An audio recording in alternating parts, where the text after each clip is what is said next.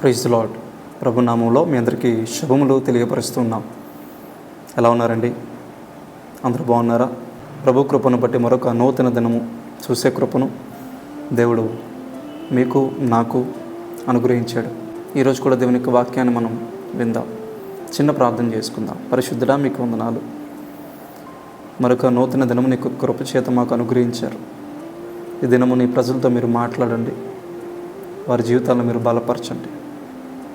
వారిని సర్వసత్యంలోనికి నడిపించండి. యేసుక్రీస్తు నామం పేరిట ప్రార్థించి అడిగి వేడుకొనుచున్నాము తండ్రి, ఆమేన్. మార్కు సువార్త 9వ అధ్యాయం 41వ వచనం. మీరు క్రీస్తు వారని నా పేరట మీకు గిన్నెడు నీళ్లు త్రాగనిచ్చువాడు తనకు రావలసిన ఫలము పోగొట్టుకున్నాడని మీతో నిశ్చయముగా చెప్పుచున్నాను. ప్రభు ఎంతో గొప్ప సత్యాన్ని, మాటను తెలియపరుస్తూ వచ్చారు. చాలాసార్లు మనం ఏమనుకుంటామంటే ఎంతో గొప్ప పని చేస్తేనే ప్రభు ప్రతిఫలం ఇస్తాడని మనము భ్రమలో బ్రతుకుతూ ఉంటాం. గిన్నెడు నీళ్లు మనం ప్రభు పేరిట దేవుని నమ్ముకున్న, క్రీస్తుని నమ్ముకున్న దైవజనులకు కానీ, విశ్వాసులకు కానీ, ప్రభువుని ఎరిగిన బిడ్డలకు కానీ మనం ఇచ్చినప్పుడు, ఒక గ్లాస్ వాటర్ ఇచ్చినప్పటికీ వారికి రావలసిన ఫలము పోగొట్టుకున్నారని ప్రభువు నిశ్చయముగా చెప్తూ ఉన్నాడు. క్రీస్తు పేరట మనం చేసే ప్రతి పనిని కూడా ఆయన చూస్తున్నాడు. మనం చేసే ప్రతి చిన్న సత్క్రియకు కూడా ప్రతిఫలాన్ని ఇస్తాడు. నువ్వు చేసే ప్రతి సత్క్రియ, వీరు క్రీస్తు వారు, క్రీస్తుకు చెందిన వారని నువ్వు వారి పట్ల చూపే ప్రతి ప్రేమ, సత్క్రియ దేవుడు చూస్తున్నాడు. అది దేవునికి చేసినట్లుగానే దేవుడు పరిగణిస్తాడు. తప్పనిసరిగా నీకు జీవితంలో ఫలితాన్ని అనుగ్రహిస్తాడు. ప్రతి సింపుల్ విషయాన్ని కూడా దేవుడు ఏమాత్రం కూడా మర్చిపోడు. ప్రతి సరళమైన విషయాన్ని కూడా, ప్రతి వినయపూర్వకమైన పనిని కూడా దేవుడు చూస్తున్నాడు. తప్పనిసరిగా జీవితాన్ని దేవుడు అనుగ్రహిస్తాడు. నువ్వు చేసే ప్రతి చిన్న సత్క్రియ ఎవరు చూడట్లేదు, నాకు పెద్దగా విలువ లేదు, నేను చేసే పనిని ఎవరు చూస్తున్నారులే అని చెప్పి నువ్వు దిగులు పడాల్సిన అవసరం లేదు. కొంచెంలో నమ్మకంగా ఉన్నప్పుడు దేవుడు అనేకమైన వాటి మీద కూడా నియమిస్తానని వాక్యము సెలవిస్తూ ఉంది. నువ్వు చిన్న చిన్న పనుల్లో ఎప్పుడైతే నమ్మకంగా, విశ్వాసముతో, వినయముతో, ప్రభు పట్ల, క్రీస్తు పట్ల ప్రేమతో ఎప్పుడైతే నువ్వు చేస్తావో ప్రతి సత్క్రియ కూడా దేవుడు లెక్కిస్తున్నాడు. దానికి తప్పనిసరిగా ఫలితాన్ని అనుగ్రహిస్తాడు. ఆనాడు శిష్యులకు ఒక అద్భుతమైన పాఠాన్ని యేసుప్రభువారు నేర్పుతున్నారు. వినయము, సేవ, ఆ చిన్న పనుల పట్ల కూడా దేవుడు కలిగి ఉన్న గొప్ప ప్రాధాన్యత, ఆయన ఎలా వాటిని విలువగా ఎంచుతాడో, ఈ అల్పమైన స్వల్పమైన విషయాల్లో కూడా దేవుడు ఎలా చూస్తాడో ఆ వచనం ద్వారా శిష్యులకి దేవుడు నొక్కి వక్కానిచ్చి చెప్తున్నాడు. నిశ్చయముగా మీకు చెప్పుచున్నాను అంటే, ఎందుకు నిశ్చయముగా చెప్పుచున్నాను అనే మాట యేసుప్రభువారు మాట్లాడుతున్నారంటే, మిగతా మత్తయి నుంచి యోహాను, మార్కు, లోక, యోహాను సువార్తల వరకు ఎన్నో నిశ్చయముగా అనే స్టేట్మెంట్స్ ఉన్నాయి. నిశ్చయముగా కాని మాటలు కూడా ఉన్నాయి. అంటే దాని అర్థం ఏంటంటే, నిశ్చయముగా అని యేసుప్రభువారు పలకలేని మాటలు కూడా ఉన్నాయి. కానీ అవి నిశ్చయములు కాదు, ఇవి నిశ్చయములని అర్థం కాదు. కానీ ఇంత చిన్న విషయాల్లో కూడా దేవుడు చూస్తాడా, విలువైన వాటిగా ఎంచుతాడా అని శిష్యుల యొక్క ఆ భ్రమను, ఆ ఊహాగణాలను త్రిప్పుకొట్టడానికి అక్కడ యేసుప్రభువారు నొక్కి చెప్తున్నారు నిశ్చయముగా అనే మాట. సో చాలాసార్లు మనం ఏమనుకుంటామంటే, ఎంతో పెద్ద సత్క్రియ చేస్తే, ఎంతో పెద్ద పరిచయం చేస్తే, ఎంతో పెద్ద చేస్తే అప్పుడు దేవుడు మనల్ని చూస్తాడు, ఏదో పెద్ద వాటిని మనం చేయాలి, ఏదో పెద్ద వాటిని మనం ఉద్దేశం కలిగి వాటి వైపు మనం నడవాలని చెప్పి మనం చాలాసార్లు తప్పటడుగులు వేస్తాం. తప్పుగా దేవుణ్ణి అర్థం చేసుకుంటాం. మనం ఏవేవో ఊహాగణాల్లో జీవిస్తూ ఉంటాం. కానీ దేవుడు సింపుల్ థింగ్స్ కూడా విలువైన వాటిగా ఎంచుతున్నాడు. ఏవైతే స్వల్పమైనవో అవి ఆయనకి విలువైనవి, ఏవైతే చిన్నవో అవి ఆయనకి ఎంతో గొప్పవి. కాబట్టి ప్రియ దేవుని బిడ్డ, ఈరోజు ప్రతి చిన్న సత్క్రియ కూడా దేవుడు చూస్తున్నాడు.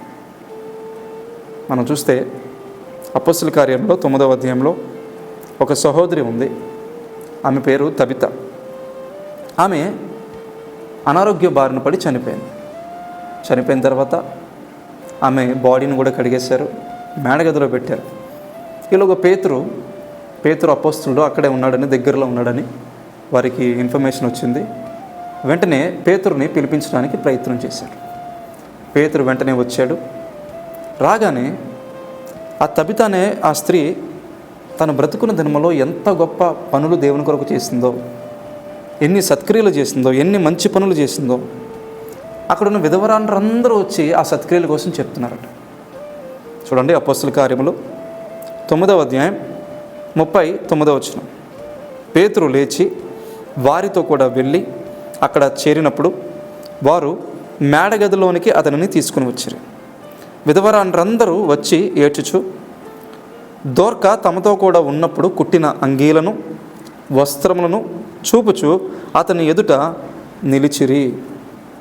విధవరాండ్రందరూ వచ్చి ఏడుస్తున్నారట. ఎప్పుడు ఒక మనిషికి ఏడుపు వస్తుంది చెప్పండి? ఇటువంటి సందర్భంలో, చనిపోయిన సందర్భంలో ఎప్పుడు ఏడుపు వస్తుంది? వారు చూపించిన ప్రేమను జ్ఞాపకం చేసుకున్నప్పుడు, వారితో ఉన్న సత్సంబంధం, ప్రేమ అనుబంధం జ్ఞాపకానికి వచ్చినప్పుడు, అయ్యో ఇక మీదట వారు మనతో కూడా ఉండరే అనే బాధ గుండెల్ని పిండేస్తూ ఉన్నప్పుడు ఏడుపు అనేది బయటకు వస్తుంది. ఈ విధవరాండ్రు తబితాకేమి బంధువులు గారు. తబితా మరొక పేరు మన దోర్క అని కూడా చెప్పుకోవచ్చు. ఈ విధవరాండ్రు ఏమి బంధువులు కాదు. ఈ తబితా లేదా దోర్క అనే ఈ యొక్క సహోదరికి బంధువులు కాకపోయినప్పటికీ వారు వచ్చి, అందరూ వచ్చి ఒకేసారి వచ్చి పేతురు దగ్గర ఏడుస్తున్నారు. అక్కడ రాయబడుతుంది 9వ అధ్యాయం అపోస్తల కార్యాలు 39వ వచనంలో, దోర్క తమతో కూడా ఉన్నప్పుడు కుట్టిన అంగీలను వస్త్రములను చూపుచు అతని ఎదుట నిలిచిరి. దిగునయ్య తబితా, ఈ దోర్క అనే ఈ సహోదరి, ఆమె బ్రతుకున్న దినముల్లో ఆమె హస్తాలు, ఆమె స్వహస్తాలతో మా కొరకు కుట్టిన వస్త్రములు, మా కొరకు కుట్టిన ఈ యొక్క అంగీలు, మా కుటుంబాల కొరకు కుట్టిన అంగీలు యొక్క వస్త్రములు, ఎంతో ప్రేమ సత్కార్యాలు, సత్క్రియలు చూడయ్యా, ఎంత ప్రేమ కదా ఎముకు అని చెప్పి వారందరూ ఏడుస్తున్నారట. నిజమేనండి, మనం చనిపోయిన తర్వాత కూడా మన సత్క్రియలు మన వెనకాల వస్తాయి. మన మంచి కొరకు ప్రజలు చెప్పుకోవాలి.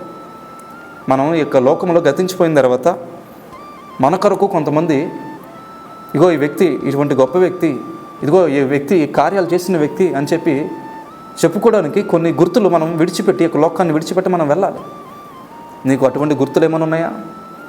సంఘంలో చేర్చబడిన తర్వాత సంఘస్థుల పట్ల, సేవకుని పట్ల, దేవుని పట్ల, తోటి పరిచారకుల పట్ల, దేవుని సంఘములో నీవు సత్కార్యములు చూపుతూ మాదిరి కలిగి నువ్వెంతో గొప్ప వ్యక్తివని, నువ్వెంతో మేలు చేయవాడవని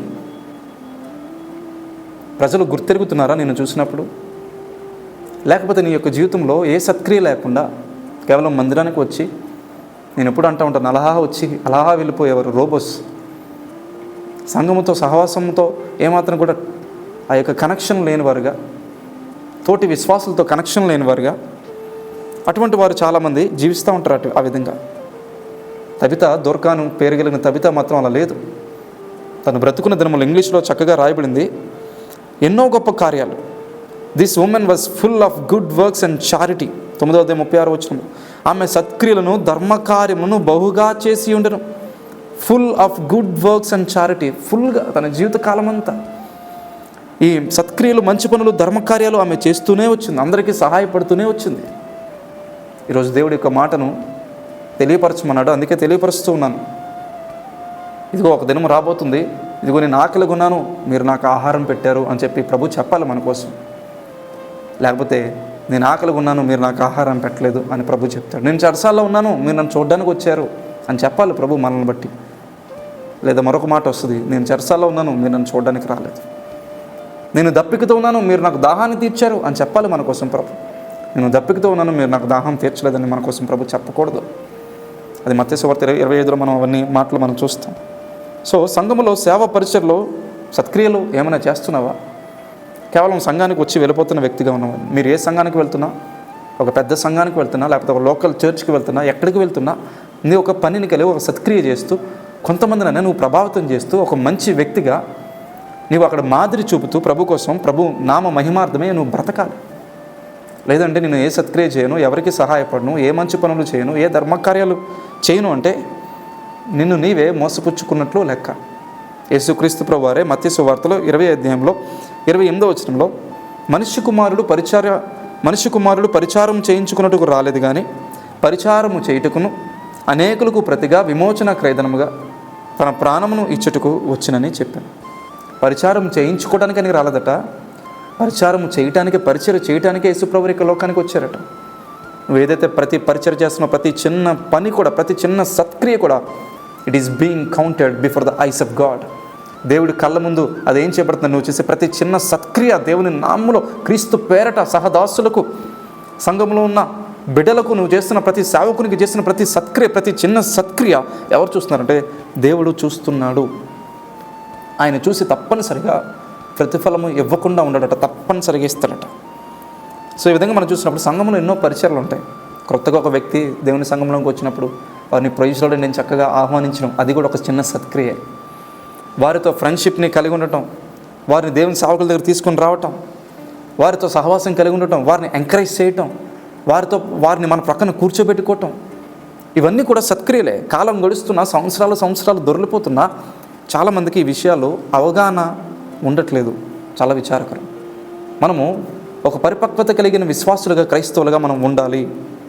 so hospitality and welcoming ministry, ఆ చక్కగా ఆహ్వానించే అది కూడా ఒక మినిస్ట్రీ, అది కూడా ఒక పరిచర్య. ఇతర విదేశాల్లో మనం చూసినప్పుడు ఇటువంటి పరిచర్యలు ఎక్కువగా మనకు కనిపిస్తే చక్కగా వారు వెల్కమ్ చెప్పి చక్కగా కూర్చోబెట్టుకొని ఫ్రెండ్షిప్ చేసి టీయో కాఫీ ఇచ్చి వారితో మాట్లాడి వారిని సంఘంలో వారిని ఏం చేస్తారంటే నాటింపజేస్తారు. సో ఇది కూడా ఒక పరిచర్య. ఒక ఆత్మ నువ్వు దేవుల్లో స్థిరపరుస్తున్నట్లు, లేకపోతే దేవుల్లో రావడానికి నువ్వు పునాది వేస్తున్నట్లు లెక్క. ఇంకా మనం చూసుకుంటే సండే స్కూల్ పరిచర్య, ఇంకా మనం చూసుకుంటే సండే స్కూల్లో టీచింగ్ చేయటం, చిన్న చిన్న బైబిల్ స్టడీస్ నిర్వహించటం, యవనస్తుల్ని ప్రోత్సహించటం, ఈ విధంగా పాటలు పాడటం, వాయిద్యాలు వాయించటం, చక్కగా క్వైర్లో నిలబడటం, చర్చ్ డిజైన్స్ అన్నీ డిజైనింగ్ చేయటం, సోషల్ మీడియా, ఆ చర్చికి సంబంధించిన సోషల్ మీడియా అంతా చూసుకోవటం, విజువల్స్లో మీడియా, దాంట్లో లైవ్ ఎక్విప్మెంట్లో ఆ సౌండ్ చూసుకునే వాటన్నిటిలో కూడా జ్ఞానాన్ని కలిగి ఉండి వాటన్నిటిలో కూడా మన వంతు మనం సహాయం చేయటం, మన వంతు మనము ఆ పనిలో నిమగ్నం అవటం చాలా అవసరం. ఆ పనిలో సహకారులుగా ఉండటం చాలా అవసరం. ఈనాడు సంఘానికి వెళ్ళిపోయేవారుగా మాత్రమే కాదు, కానీ మనము సత్క్రియలు చేసేవారుగా మనం ఉండాలి. మన వెనకాల ఏ క్రియలు వస్తాయి? ఇంకా ప్రార్థన పరిచయం ఉంది, ఇతరులతో కలిసి ప్రార్థన చేయడం, ఒక విజ్ఞాపన ప్రార్థన గుంపును కలిగి ఉండటం, ప్రేయర్ వాక్స్ కలిగి ఉండటం, అదేవిధంగా బలహీనులుగా ఉన్న వారిని ఆదరించటం, ధైర్యపరచటం, వారి కొరకు మనము ఏదైనా సదుపాయాలు అందించటం, రోగగ్రస్తుల్ని వ్యాధిగ్రస్తుల్ని పరామర్శించటం, వారికి అవసరమైన కొలది మనకు సామర్థ్యం కొలది సహాయం చేయటం. ట్రాన్స్పోర్ట్ లేని వారు ఎవరైతే మందిరానికి రాలేకపోతున్నారో, దూర ప్రాంతాల్లో ఉన్నారు, లేకపోతే ఎవరికైతే ట్రాన్స్పోర్ట్ లేదో, ఇతర దేశాల్లో ఈ పరిచయాలు అన్నీ ఉన్నాయి. Providing transportation to those without cars bikes లేని వారికి మన దేశాల్లో కూడా చాలా పరిచయాల్లో విధంగా చేస్తున్న వారు ఉన్నారు. అంటే ఒక వ్యక్తిని దేవుని సన్నిధికి నడిపించాలి అనే ఆశ. మాకున్న సంఘాల్లో ఒక సహోదరి పాపం నడుము ఆపరేషన్ అయింది. తను ఎక్కువసేపు నడవలేదు, ఎక్కువసేపు నిలబడలేదు. తనని డ్రాప్ చేసేవారు ఎవరు ఉండరు, కానీ మొత్తానికి నెమ్మదిగా మందిరానికి వస్తుంది. నేనేం చేస్తానంటే, అమ్మ నువ్వు ఎలాగైనా మందిరానికి రావడం మాత్రం మానద్దు, వెళ్ళేటప్పుడు నేనైనా డ్రాప్ చేస్తాను, లేదంటే ఎవరొక యవనస్తుని నీ దగ్గర ఉండి పంపిస్తాను, ఆ వ్యక్తి నేను ఏం చేస్తారని డ్రాప్ చేస్తారు. తద్వారా ఈ విధంగా డ్రాప్ చేయడం ద్వారా ఒక వ్యక్తి దేవుని ఆలయానికి వస్తున్నారు, దేవుని మందిరానికి వస్తున్నారు, వాక్యాన్ని వింటున్నారు, దేవునిలో బలపడుతున్నారు. ఎలాగా? ఒక వ్యక్తికి సాక్రిఫైస్ చేస్తున్నాడు. ఒక వ్యక్తి పెట్రోల్ ఖర్చు పెట్టుకుంటున్నాడు, కొంత దూరమే, ఒక 1/2 కిలోమీటర్ 1 కిలోమీటర్ దూరం.